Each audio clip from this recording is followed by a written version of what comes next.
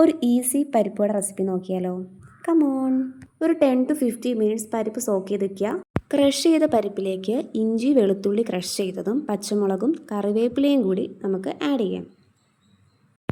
ആവശ്യത്തിന് പെരുംജീരകവും ഉപ്പും ചേർത്തിട്ട് നന്നായി മിക്സ് ചെയ്തെടുക്കാം. ലോ ഫ്ലെയിമിൽ എണ്ണ ഒഴിച്ചിട്ട് നമ്മുടെ മിക്സ് ഒന്ന് ഷേപ്പാക്കിയെടുക്കാം. ഓരോന്നോരോന്നായിട്ട് എണ്ണയിലേക്ക് ഇട്ട് കൊടുക്കാം. നന്നായിട്ട് എണ്ണയിൽ മൊരിഞ്ഞ് വരുന്നുണ്ട്.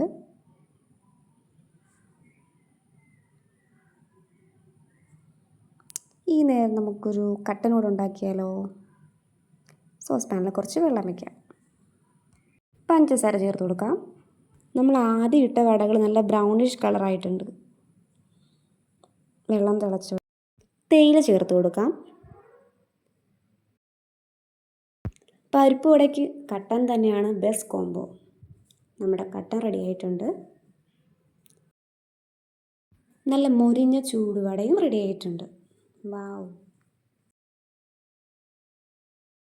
ഒട്ടും ചൂട് കളയാതെ കപ്പിലേക്ക് മാറ്റാം. ഒരുപാട് ഹാർഡല്ലാത്ത നല്ല ക്രിസ്പിയും ഉള്ളിൽ നല്ല സോഫ്റ്റും ആയിട്ടുള്ള അടിപൊളി പരിപ്പുവട റെഡി ആയിട്ടുണ്ട്.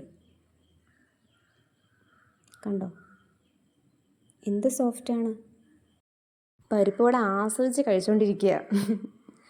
നമ്മുടെ കുട്ടികൾക്ക് പാക്കറ്റ് ഫുഡ്സൊക്കെ അവോയ്ഡ് ചെയ്തിട്ട് ഹെൽത്തി ആയിട്ടുള്ള ഫുഡ്സുകൾ കൊടുക്കാൻ ശ്രദ്ധിക്കുക. കൊള്ളാമെന്നൊക്കെ പറയുന്നുണ്ട് ആൾ. അങ്ങനെ പരിപ്പുവടയുടെ പരിപാടി കഴിഞ്ഞു. അച്ചായി വരാനുള്ള സമയമായിട്ടുണ്ട്. എത്തി വന്നതിൻ്റെ സ്നേഹപ്രകടനങ്ങളാണ് രണ്ടുപേർക്കും. ഇനി അച്ചായുടെ ടേസ്റ്റ് റൗണ്ടാണ്. കൊള്ളാമെന്നൊക്കെ പറയുന്നുണ്ട് കേട്ടോ, എന്നെ ആക്കി പറയാണ്. അപ്പം അത്രയേ ഉള്ളൂ.